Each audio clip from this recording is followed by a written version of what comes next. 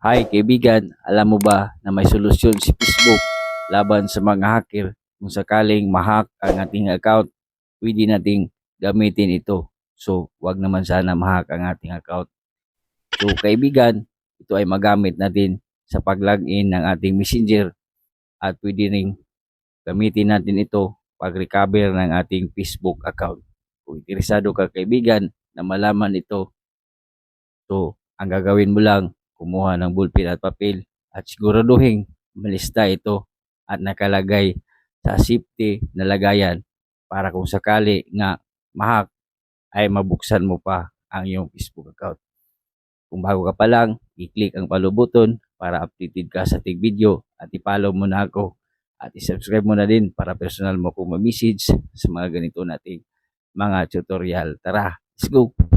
Okay, magandang buhay sa inyo mga kaibigan. Welcome sa ating pagtuturo. At kung bago ka pa lang, i-click na ang follow button para updated ka sa ating video. At kaibigan, isang share lang ng ating mga videos. Masaya na po tayo. So, ganun lang. So, puntahan na natin ang ating tutorial. So, i-open mo lang ang iyong Facebook.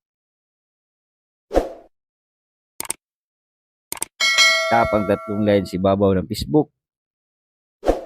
Tap ang gear icon. I-tap itong Meta Account Center. Okay? Sundan mo lang ito, kaibigan. So, i-tap natin itong password and security. I-tap itong two-factor authentication.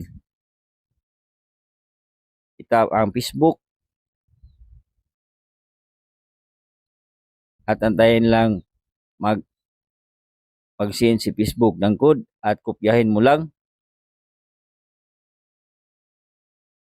At kung nakita mo na ang code, i-tap mo lang itong continue.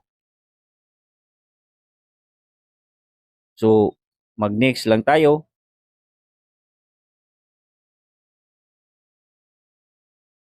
Then, ito na nga ang sinasabi ko na code.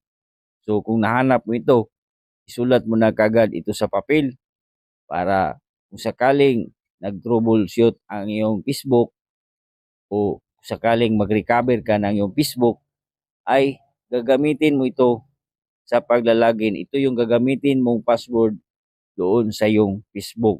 So, napakaganda nito kaibigan kasi nga legit ito kasi nga nasubukan ko na to sa aking Facebook account.